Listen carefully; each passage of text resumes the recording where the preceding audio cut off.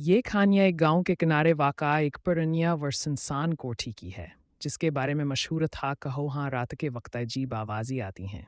बच्चों को वहाँ जाने से मना किया जाता था और बड़े ब्यास के पास से जल्दी गुजर जाते। लेकिन फरहाना एक दिलचस्प पसंद लड़का था। उसने ठान ली को दिखेगा खास कोठी में क्या राज छुपा है। एक चांदनी रात को वह अपने दोस्त आमर के साथ कोठी के तरफ निकला। दोनों के हाथ में टार्चें थीं और दिल जोर जोर से धड़क रहे थे।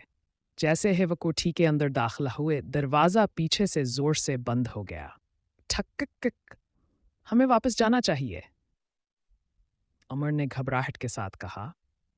नहीं, अब आए हैं तो राज जानकर ही जाएंगे, फरहान ने परअज़म लहजे में कहा। अंदर अंधेरा, गर्द और जाले थे।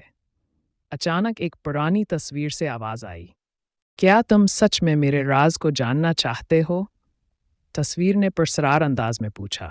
दोनों बच्चे कांप गए। हाँ, फरहान ने पुरातमाद अंदाज में जवाब दिया। पुरवहिन ने बताया कि तस्वीर से एक रोशनी निकली और एक छोटा सा दरवाज़ा दीवार में खुल गया। अंदर एक जादुई दुनिया थी। सारी कोठी दरअसल एक जादूगर की थी, जिसे लोगों ने गलत समझा था।